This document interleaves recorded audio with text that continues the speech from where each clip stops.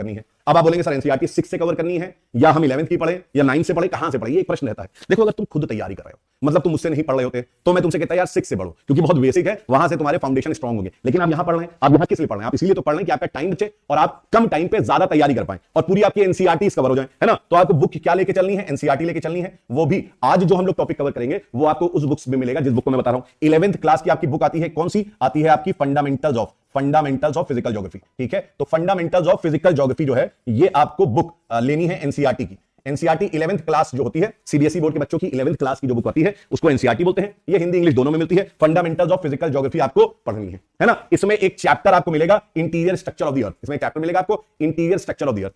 वो चैप्टर आपको पढ़ लेना है, इसमें से जो मैं पढ़ा रहा हूं वही चैप्टर इसमें पढ़ लेना है। बाकी अगर मेरे साथ नोट्स बनाते चलोगे तो वो तो वेल एंड गुड है ना। या आपको नोट्स बाद में मिलेंगे तो आप उससे भी देख सकते हैं। तो हम लोग अपना जो है चैप्टर आज का स्टार्ट करते हैं। हमारा चैप्टर है इंटीरियर स्ट्रक्चर ऑफ द अर्थ। ठीक है, और first chapter is interior structure of the अर्थ। तो हम लोग अपना फर्स्ट चैप्टर जो करने जा रहे हैं that is interior structure of the earth.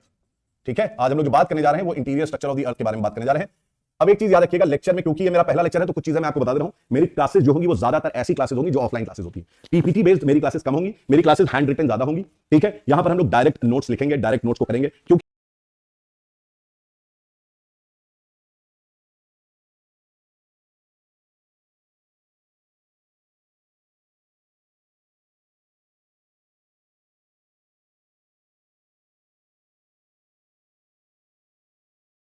Exam में जब आप लिखते हैं मेंस आंसर राइटिंग, तो मेंस आंसर राइटिंग में यार एक चीज हम सब जानते हैं कि मेंस आंसर राइटिंग में वहां पर पीपीटी काम नहीं है। वहां पर क्या काम आते हैं? आपके डायग्राम्स काम आते हैं जो आप यहां पर प्रैक्टिस करते हैं। ठीक है, और ज्योग्राफी का मतलब है फिगर्स। अगर ज्योग्राफी में आप फिगर बनाते हैं तो आपका 1 से 1.5 मार्क आपको ज्यादा मिलता है। 1 से 1.5 marks you get extra on your answers. ठीक है, इसलिए आपको ज्योग्राफी में मैथ बनाने ही होते हैं।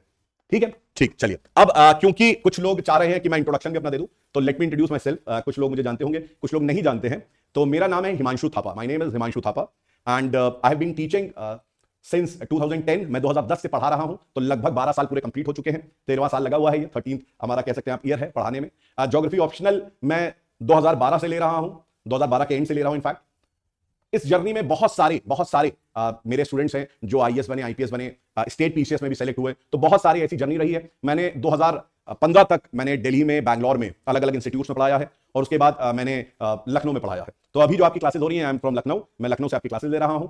और मैंने यूपीएससी खुद भी दिया है, यूपीएससी इंटरव्यू भी फेस करा है। तो अपने अनुभव से आपको मैं यहां पर पढ़ाने वाला हूं। अपने अनुभव से जो गलतियां मैंने करी हैं वो गलती आप ना करें, उनसे मैं कुछ आपको सिखाने वाला हूं। तो ये मेरा छोटा सा बैकग्राउंड है। और मैं यहीं, कई लोग मुझसे पूछते हैं कि सर क्या आप नॉर्थ ईस्ट से हैं, आप नेपाल से हैं, आप चाइना से हैं, आप नॉर्थ कोरिया से हैं, आप किंगडम की तरह लग रहे हैं, आप कहां से हैं? तो बेसिकली मैं यहीं लखनऊ से हूं। मैंने स्कूलिंग यहीं से करी है अपनी, 12th तक लखनऊ से। उसके बाद मैंने अपना ग्रेजुएशन बॉम्बे से करा है। उसके बाद मैंने पोस्ट ग्रेजुएशन अपना जयपुर से करा है। और फिर मैं बैंगलोर में मैंने बहुत सालों तक पढ़ाया है और फिर उसके बाद लखनऊ में पढ़ाया है।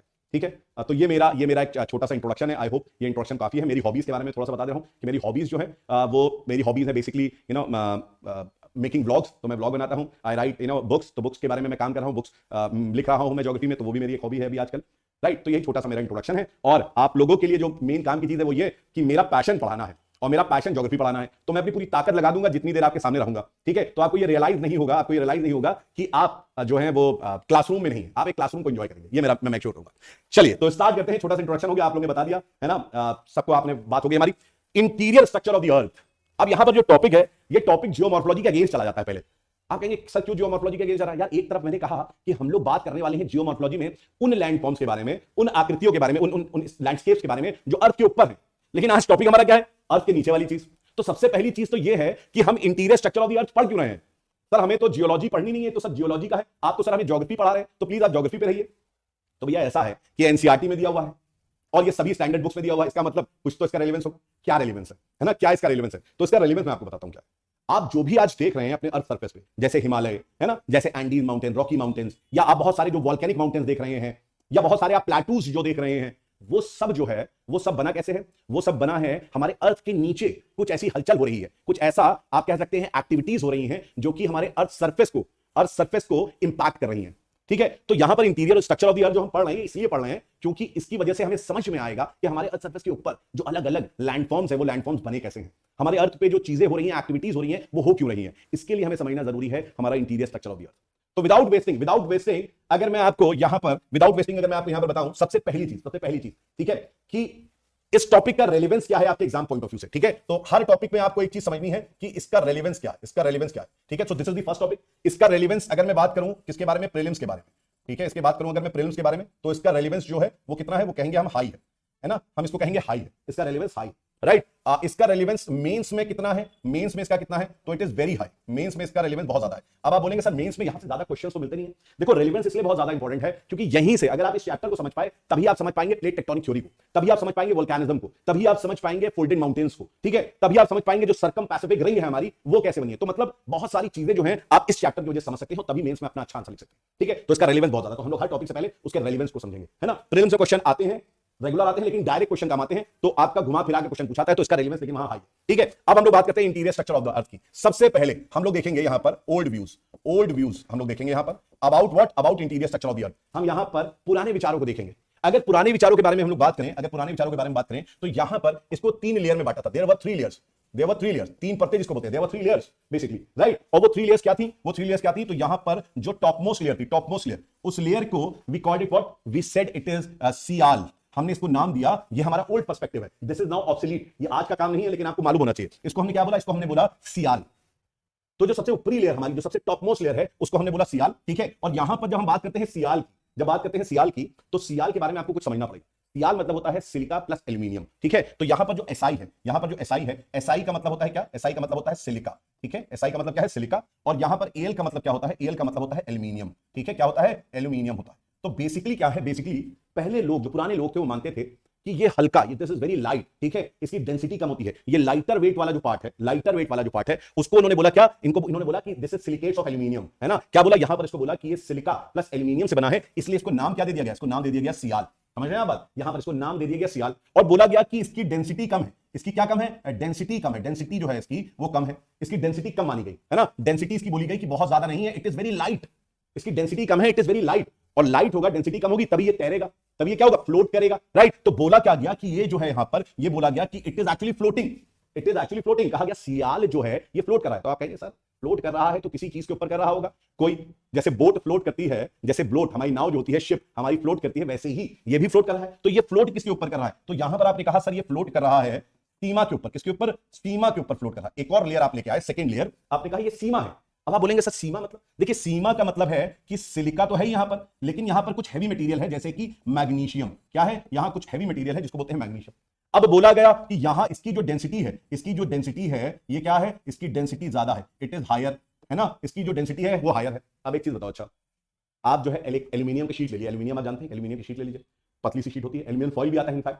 आप उसको अगर किसी नदी के ऊपर, रिवर के ऊपर, या किसी ओशन के टॉप पे रख देंगे, छोड़ देंगे, तो वो क्या सिंक कर जाएगा या वो फ्लोट करता रहेगा, तो आपका आंसर होगा सर वो फ्लोट करता रहेगा। कैसी बात आप कर रहे हैं, तो सिंपल चीज है। लेकिन वो फ्लोट क्यों कर रहा है, वो फ्लोट इसलिए कर रहा है क्योंकि उसकी डेंसिटी जो है, जिसको घनत्व हिंदी में बोलते हैं, जो उसकी डेंसिटी है दैट इज लोअर, राइट। वो क्या है, वो कम है, डेंसिटी कम है उसकी, तो डेंसिटी कम है इसीलिए वो फ्लोट कर रहा है। किसके ऊपर, जिसकी हैवी डेंसिटी है, जिसकी हैवी डेंसिटी है। सिमिलरली जो हमारी ये लेयर है, दिस लेयर, ठीक है, जिसको हम क्या बोल रहे हैं, we are calling it as sial. तो जो हमारी सियाल लेयर है वो किसके ऊपर फ्लोट कर रही है, उन्होंने बोला, पुराने लोगों ने बोला कि वो सीमा के ऊपर फ्लोट कर रही है, ठीक है। तो इसको मैं नोट करके यहां लिख दे रहा हूं, व्हाट, पुराने जो व्यूज है ना, क्योंकि हम लोग पुराने व्यूज के बारे में बात कर रहे हैं, तो ओल्ड व्यू क्या कह रहा है, ओल्ड व्यू कह रहा है sial is floating over sima, sial is floating over sima. तो ये चीज हमें मालूम होनी चाहिए। क्या बोला है कि सियाल क्या कर रहा है, सियाल हमारा फ्लोट कर रहा है, एंड किसके ऊपर फ्लोट कर रहा है, ये फ्लोट कर रहा है सीमा के ऊपर, ठीक है सर। लेकिन एक और लेयर इन्होंने बताई, एक और लेयर इन्होंने बताई, ठीक है। और वो लेयर जो थी, वो लेयर थी आपकी लास्ट लेयर, इंटरनल या आप इनर मोस्ट लेयर इसको कह सकते हैं। एंड इस इनर मोस्ट लेयर को इन्होंने बोला, इसको इन्होंने नाम दिया क्या, इसको नाम दिया इन्होंने निफे।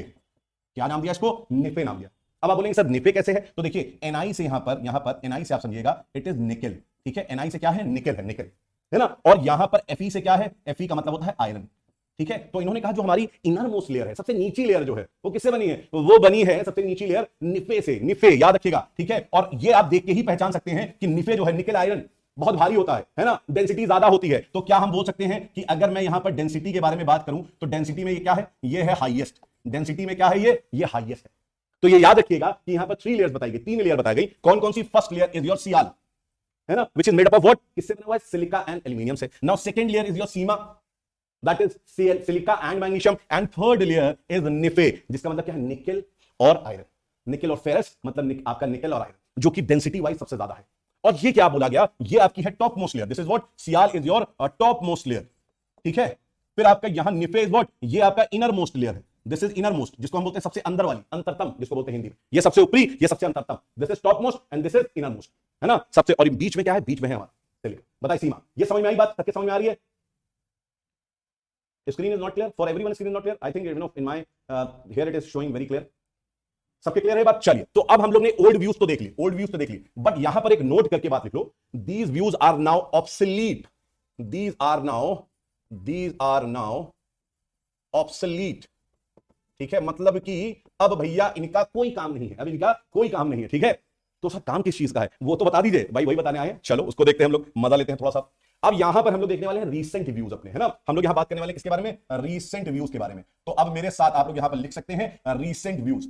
रीसेंट व्यूज अगर हम लोग देखेंगे तो रीसेंट व्यूज में हम पहले ओवरऑल एक स्ट्रक्चर देखते हैं, किस तरीके से डिवाइड करा है, और फिर एक एक करके उनको समझने की कोशिश करते हैं। तो सबसे पहले यहां पर है ना, वी आर गोना मेक ये हमने एक अर्थ से क्या करा, जैसे अर्थ है हमारा, अर्थ से हमने क्या करा, एक पाए को निकाल लिया, है ना, एक हमारा पूरा गोल अर्थ है, इस तरीके से पूरा गोल हमारा अर्थ है ना, स्फेरिकल अर्थ, और उससे हमने एक पाइप निकाल लिया है, और इससे हम लोग देख रहे हैं कि ये कितना कितना गहरा है और उसमें कौन कौन से आपके पार्ट्स हैं। तो यहां पर मैं आपको बता दूं कि अगर ये आपका 0 किलोमीटर है, इफ दिस इज 0 किलोमीटर, तो यहां पर अर्थ का इंटीरियर स्ट्रक्चर में जब आप कोर पे जाते हो और सेंटर ऑफ द अर्थ, जो सेंटर है, सेंटर कितना है, 6371 किलोमीटर, अब कहीं कहीं पे 6370 किलोमीटर भी है, तो इतना अंदर, इतना एग्जैक्ट तो किसी को नहीं मालूम है, ये ऑन एन एवरेज 631 किलोमीटर आपका दिया हुआ, 631 किलोमीटर, मतलब कि 6371 किलोमीटर आपका क्या है, इसकी डेप्थ, यहां हमें अर्थ का सेंटर मिल जाता है, ठीक है, तो अर्थ का इंटीरियर स्ट्रक्चर बहुत बड़ा, अर्थ का इंटीरियर स्ट्रक्चर बहुत बड़ा है। अब अर्थ के इंटीरियर स्ट्रक्चर में हम लोग देखेंगे तो व्हाट वी विल हैव, तो आपको नजर आएगा यहां पर, आपको नजर आएगा कि यहां पर सबसे टॉप मोस्ट जो लेयर है, टॉप मोस्ट लेयर, ठीक है, इसको हम लोग हाईलाइट कर रहे हैं, और ये हाईलाइट करके मैं आपको बता दूं, ये जो टॉप मोस्ट लेयर है हमारी, है ना, इसको हम लोग बोलते हैं क्या, इसको हम लोग बोलते हैं मोस्ट जो लेयर है, इंटीरियर स्ट्रक्चर बहुत बड़ा है। अब अर्थ के इंटीरियर स्ट्रक्चर में हम लोग देखेंगे तो व्हाट वी विल हैव, तो आपको नजर आएगा यहां पर, आपको नजर आएगा कि यहां पर सबसे टॉप मोस्ट जो लेयर है, टॉप मोस्ट लेयर, ठीक है, इसको हम लोग हाईलाइट कर रहे हैं, और ये हाईलाइट करके मैं आपको बता दूं, ये जो टॉप मोस्ट लेयर है हमारी, है ना, इसको हम लोग बोलते हैं क्या, इसको हम लोग बोलते हैं क्रस्ट, इसको हम लोग क्या बोलते हैं, क्रस्ट बोलते हैं, ठीक है, ये हमारी क्रस्ट है, राइट। अब इसके बाद हम लोग यहां पर देखेंगे, इसके बाद हम लोग अगर यहां पर देखेंगे तो इसके बाद आता है क्या हमारा, इसके बाद आता है मैंटल, ठीक है, इसके बाद जो है यहां पर, ये हम लोग यहां लिख सकते हैं मैंटल, ठीक है, दिस इज मैंटल, और ये मैंटल कहां तक है, 2900 किलोमीटर तक है, 2900 किलोमीटर तक, एक एक करके सबके बारे में मैं लिखवाऊंगा आपको, डिटेल हम लोग करेंगे यहां पर, ठीक है, और इसके नीचे जो आता है that is what, that is your core, इसके नीचे जो आता है दैट इज योर कोर। तो ये बेसिक अगर आपसे कोई पूछे तो बेसिक आप कहेंगे हमारा यही तीन मेजर डिवीजन है, जिसको हम बोलते हैं क्रस्ट, मैंटल, कोर। और अगर इन तीन को आप देखेंगे तो इनका आप कह सकते हो स्ट्रक्चर है, वो किसकी तरह आपको दिखता है, एग की तरह, एग देखा है ना, एग में एक आउटर कवर होता है, उसके बाद आप देखते हैं एक लिक्विडी पार्ट होता है, और फिर उसके बाद योक होता है, ऐसे ही हमारा अर्थ है। या आप एक अनियन को देखिए, अनियन में बहुत सारी लेयर्स होती हैं और बीच में एक बल्ब होता है अनियन में, राइट। तो हमारा जो स्ट्रक्चर है अर्थ का वो कुछ कुछ अनियन और एग की तरह है। तो स्ट्रक्चर बोल रहा हूं, शेप नहीं बोल रहा हूं, शेप अलग होता है बेटा, स्ट्रक्चर अलग होता है ना। तो मैं आकार की बात नहीं कर रहा हूं, मैं संरचना की बात कर रहा हूं, मैं स्ट्रक्चर के बारे में बात कर रहा हूं। तो यहां पर अगर हम लोग देखेंगे तो ये मेजर स्ट्रक्चर है। इसी के साथ मैं आपको एक चीज और बता दूं, यहां पर एक चीज और बता दूं कि यहां पर 700 किलोमीटर तक, मेंटल में 700 किलोमीटर तक जो आपका टॉप लेयर होता है इसको हम बोलते हैं आउटर मेंटल, ठीक है, इसको क्या बोलते हैं, इसको बोलते हैं आउटर मेंटल, ठीक। और जो आपका ये वाला है इसको हम बोलते हैं इनर मेंटल, इसको क्या बोलते हैं, इसको बोलते हैं इनर मेंटल, ठीक है। यहां पर कोर भी अगर हम लोग बात करें तो कोर में भी हम लोग देखेंगे कि 5150 किलोमीटर में इसको डिवाइड हमने दो फर्दर पार्ट में कर दिया है, और वो फर्दर पार्ट हमारा क्या है, पहला है आउटर कोर, क्या, आउटर कोर, और फिर हमारा यहां पर जो है this is what, this is हमारा यहां पर इनर कोर, ये this is known as what, ये इनर कोर, ठीक है। मतलब कि आपका बाह्य, आपको मैं हिंदी में बता रहा हूं, बाह्य मेंटल है ना, आंतरिक मेंटल, ये है आपका बाह्य कोर, क्रोड, और ये है आपका अंतरतम कोर, ठीक है। तो outer mental, inner mental, outer core, inner core, इस तरीके से हमने क्या है बांट रखा है। और ये आप देख सकते हैं यहां पर, ये कुछ ऐसी चीजें जिनको आपको थोड़ा सा याद रखना है। This is 700 kilometre, this is 2900 kilometre, this is 5150 kilometre, और यहां पर दिस इज 6371 किलोमीटर। ये जो है हमारा, आप इस तरीके से देख सकते हैं कि आज अभी प्रेजेंट सिनेरियो ऐसा ही कुछ है, ठीक है, प्रेजेंट सिनेरियो ऐसा है। और यहां पर आप एक चीज लिख सकते हैं, क्या, यहां पर जो मैंने चीज बताई नोट करके लिख सकते हैं, ये नोट करके लिख सकते हैं, the structure of earth is